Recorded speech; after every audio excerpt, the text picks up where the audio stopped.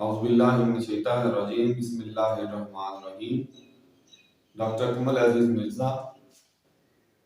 आज मैं आपको एक ऐसी बीमारी के बारे में बताऊंगा जो कि हमारे माशरे में बहुत ज़्यादा पाई जा रही है, जिसका तल्लुक सफाई सुथराई से ज़्यादा है। अगर हम इसको मद्देनजर रखेंगे तो हम इस बीमारी के खिलाफ लड़ने में कामयाब हो जाएंगे, क्योंकि इसका इलाज मौजूद नहीं है।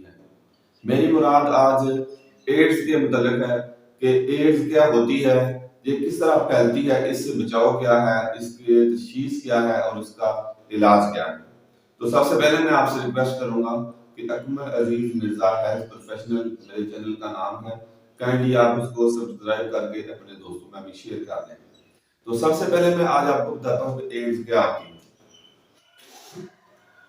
एड्स चार अल्फाज का मजमूआ है। इसका एब्रीविएशन है एक्वायर्ड इम्यून डेफिशिएंसी सिंड्रोम। यानी कि इसके नाम से ही में वाज़ेह हो जाता है कि एक्वायर्ड इम्यून डेफिशिएंसी सिंड्रोम, यानी कि इसमें हमारी जो इम्यून सिस्टम है उसमें डेफिशिएंसी हो जाती है, जिसकी वजह से ये बीमारी लाक हो जाती है। इसकी डेफिनेशन ये है, ये ऐसा सिंड्रोम है जो कि ये इसकी तारीफ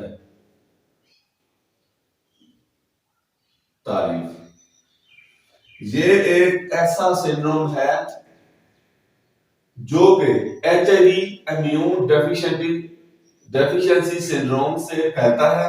जब ये किसी इंसान पर असर अंदाज होता है तो उसकी कुव्वत मुदाफत को मुतासर कर देता है, जिससे एड्स का मर्ज लाक हो जाता है। यानी कि जब इंसान की कुव्वत मुदाफत जो है, इम्यूनिटी जो है, उसका इम्यून सिस्टम जो है वो किसी बीमारी की वजह से, कमजोरी की वजह से बिल्कुल कमजोर पड़ जाता है, तो उसके बाद उस पर यह बीमारी असरअंदाज हो जाती है, जिसकी वजह से एड्स का मर्ज लाक हो जाता है।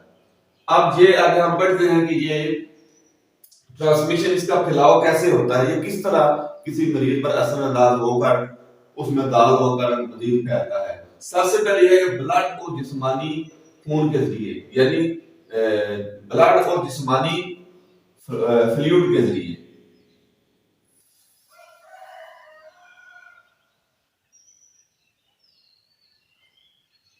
यानी कि ये ब्लड और इंसानी जो जिस्मानी कोई भी माया जिस्म से निकल रहा है, पानी निकल रहा है, वो दूसरे मरीज को अगर लग जाए तो उसकी वजह से ये बीमारी लाक हो जाती है। नंबर दो, ब्लड ट्रांसफ्यूजन, यानी कि अगर किसी को हम इंतकाल खून करते हैं, अगर किसी को खून की जरूरत है, हम जब उसको लगाते हैं तो अगर वो स्क्रीनिंग उसकी ना हुई हो, वो टेस्ट उसका ब्लड जो है डोनर का एचआईवी पॉजिटिव हो, उसको लग जाए तो उससे भी बीमारी वो दूसरे पेशेंट को लग जाएगी। जिस्मानी राब्ते के जरिए, यानी सेक्सुअल कांटेक्ट के जरिए ये बीमारी ज्यादा फैलती है। ये सबसे ज्यादा बीमारी इस तीसरे जिस्मानी राब्ते यानी कि सेक्सुअल कांटेक्ट के जरिए फैलती है। नंबर चार, मंशियात के गलत इस्तेमाल से। मंशियात जो हम नशावर अद्वियात या नशावर शराब नोशी या कुछ और करते हैं तो उससे भी ये बीमारी आगे फैल जाती है। इसके बाद पांचवें नंबर पे हम माँ से बच्चे में मुंतकिल हो जाता है। अगर किसी माँ को एचआईवी पॉजिटिव हो तो वो उसके बच्चे में भी आगे मुंतकिल हो जाएगा। ये पांच किस्म की इसकी ट्रांसमिशन है, यानी कि इसका फैलाव है कि ये किस तरह से फैलता है। एक तो ब्लड, जिस्मानी ब्लड के जरिए दूसरे को लग जाता है, दूसरा ब्लड ट्रांसफ्यूजन के जरिए लग जाता है, तीसरा सेक्सुअल कांटेक्ट के जरिए लग जाता है, चौथा मंशियात यानी कि नारकोटिक के इस्तेमाल से, और पांचवा मां से बच्चे में मुंतकिल हो जाता है। इसके आगे हम पढ़ते हैं साइन एंड सिम्टम्स क्या होता है, इसकी अलामात क्या है। जब ये जिस्मानी तौर पर जिस्म के अंदर दाखिल हो जाता है तो एक शख्स या पेशेंट के अंदर ये क्या अलामात जो है वो पैदा होती है। शुरू में कोई अलामत नहीं होती, यानी कि जब ये जिस्म में दाखिल हो जाता है तो हमें स्टार्टिंग में कोई पता नहीं चलता ये जरासीम है या नहीं। दूसरे नंबर पर अगर हो तो नॉर्मल नज़ला काम और हल्का बुखार हो जाता है। अगर जिस्म में चला जाए तो इससे नॉर्मल नज़ला काम और हल्का सा बुखार हो जाता है। नंबर 3, गला खराब, लिम्फ नोड का बढ़ जाना, इससे गला खराब हो जाएगा और जिस्म में जो लिम्फ नोड्स वगैरह होते हैं, जो गिल्टियां होती हैं जो कि हमारी इन्फेक्शन को कंट्रोल करती हैं। लिम्फेटिक सिस्टम होता है वो उसकी जो लिम्फ नोड्स हैं वो इलाज हो जाएंगे।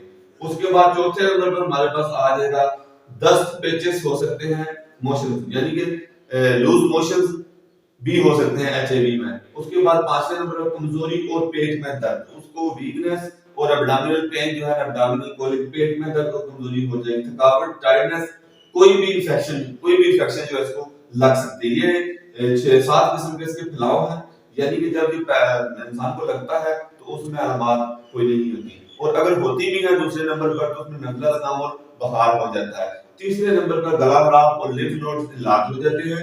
चौथे नंबर पर लूज मोशन हो सकते हैं, कमजोरी और पेट दर्द हो सकता है, थकावट या कोई इन्फेक्शन हो सकती है। इसके बाद लेकिन हम इसको डायग्नोज कैसे करेंगे कि ये इसमें ये है या नहीं।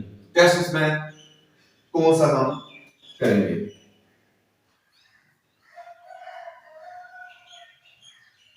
ट्रीटमेंट, ये प्रिवेंशन।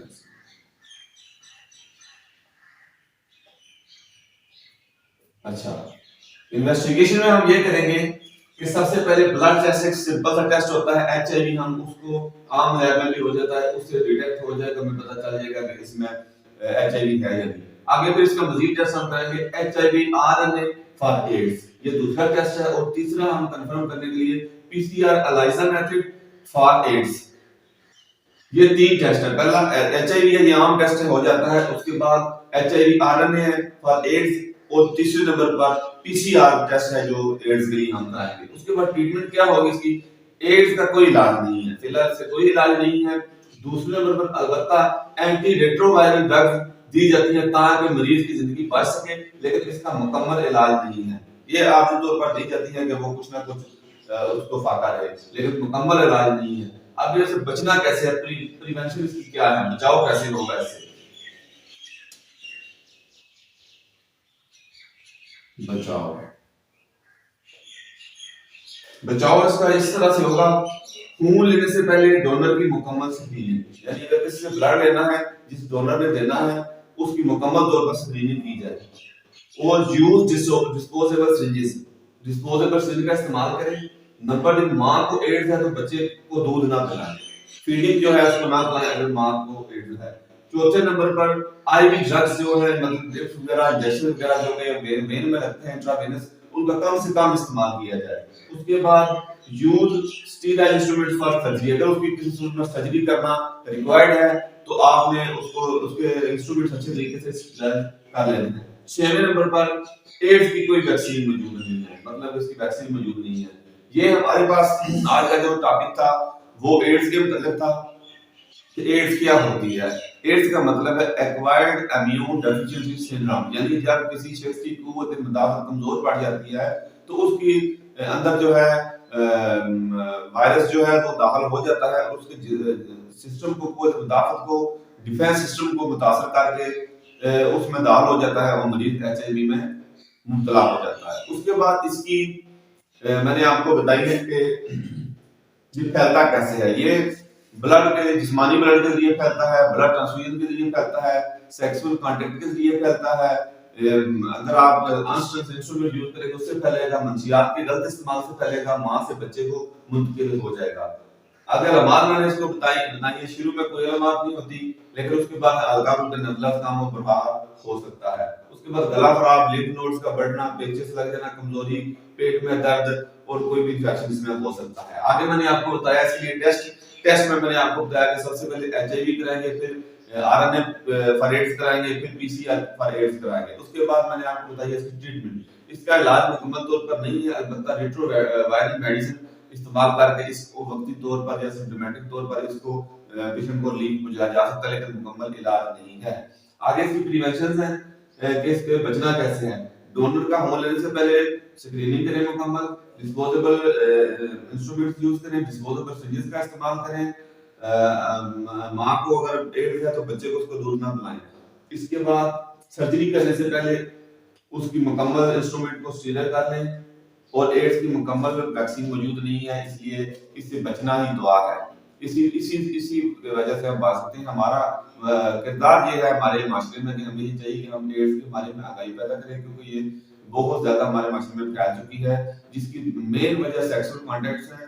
इसके अलावा जो मैंने आपको बताया है, ब्लड प्रोविजन वगैरह, जिस्मानी फ्लूइड्स वगैरह, या अनस्टरल इंस्ट्रूमेंट का इस्तेमाल, बेजा सिरिंजेस का इस्तेमाल, अनस्टरल डिस्पोजेबल सिरिंजेस का इस्तेमाल, नीडल्स का इस्तेमाल, ये सब चीजें जो है बेसिकली ये ज्यादातर हॉस्पिटल से भी फैलता है या क्लिनिक से भी फैलता है, जहाँ पर मिस यूज की जाती है इंस्ट्रूमेंट्स। इसके अलावा ये हजाम के पास जो चीजें होती हैं, शेविंग क्रीम होती हैं, ब्लेड्स होते हैं, रेजर्स होते हैं, ये इससे भी ज्यादा तौर पर फैल सकता है। तो लिहाजा हमें चाहिए एज ए हेल्थ प्रोफेशनल कि हम माशरे में आगाही पैदा करें कि इससे कैसे बचा जा सकता है, और जो लोग सुन रहे हैं आप इस पर अमल दरामद करें और दूसरों को भी इसकी तलकीन करें। इंशाल्लाह हम इस बीमारी से बचने में कामयाब हो जाएंगे। तो इंशाल्लाह उम्मीद है कि आपको आज का एड्स का लेक्चर, शॉर्ट लेक्चर आपको समझ आ गया होगा और आप इस पर अमल दरामद करेंगे। और इसमें अगर कोई कमी पेशी है तो आप कमेंट बॉक्स में बता सकते हैं। तो इंशाल्लाह मजीद हम इम्प्रूवमेंट कर रहे हैं इसमें, वीडियोस में भी, और भी कुछ चीजें हम जो कमेंट्स में आ रही हैं कि वीकनेसेस हैं वो हम इंशाल्लाह दूर कर लेंगे आस्ता आस्ता। तो आपके फीडबैक की जरूरत है तो अकमल अजीज मिर्जा हेल्थ प्रोफेशनल के नाम से चैनल है, काइंडली आप सब्सक्राइब कर लें और दोस्तों में भी इसको शेयर कर लें। आगे मजीद इंटरेस्टिंग होते जाएंगे टॉपिक आस्ता आस्ता। तो आपका बहुत बहुत शुक्रिया। इंशाल्लाह नेक्स्ट लेक्चर के साथ दोबारा हाजिर होंगे। अल्लाह हाफिज।